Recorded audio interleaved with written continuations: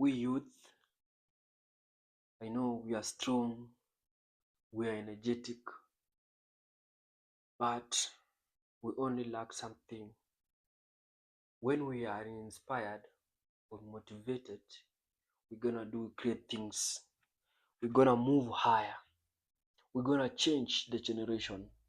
We're gonna preach and we're gonna do great things to serve the Lord. When I talk about what is your destiny, I'm talking about wewe baada ya kuishi katika ulimwengu huu utaenda wapi? Baada ya haya mateso, baada ya hii challenges ambazo tunapitia kama wanadamu, utaenda wapi? You need to ask yourself, baada ya haya yote nitaenda wapi?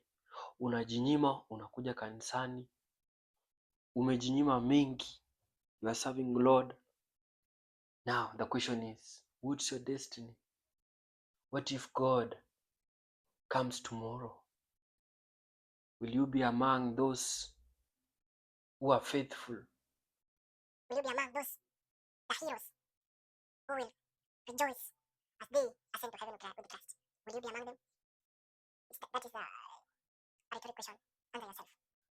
Friends, we need to know something. And we need to be active to know where we are going and where we are heading to.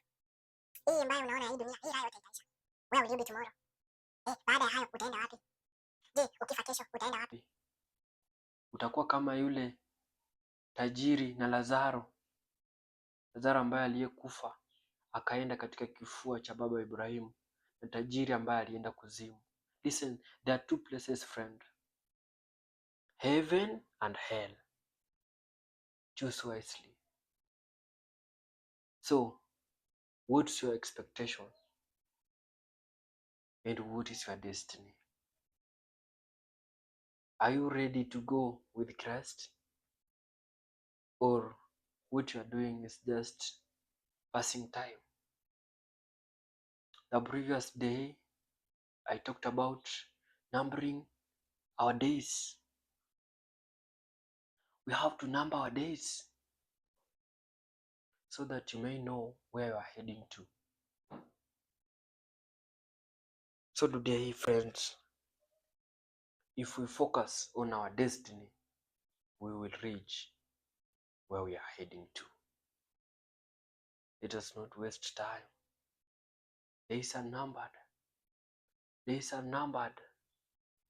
Jesus anakuja. Yesu anakuja kuchukua walio wake. Will you be among them? Will you be among the chosen?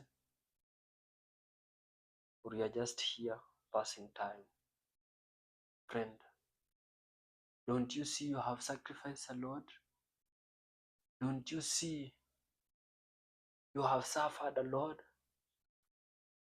What is your destiny? Change today, not tomorrow. Tomorrow it might be late for you to change. This is the time. This is the time to change. Don't waste time. Consider what God has done for you in your life. People are in hospitals.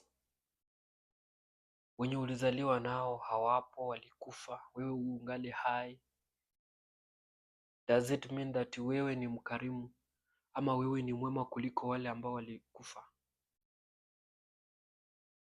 Jijibu mwenyewe. Don't you see imemkarimu Mungu mkono wake wewe kuwa hai? Huoni hiyo? Kama huoni hiyo, basi wewe sio mtu wa kuona. Kama hujasikia hiyo, basi wewe sio mtu wa kusikia. Don't you see that God loves you? Imagine Mungu venye anakupenda. Hujui? Basi kama hujui, wewe sio wewe. Jiambie wewe sio wewe, basi hujui. Kama unajua, wewe ni wewe.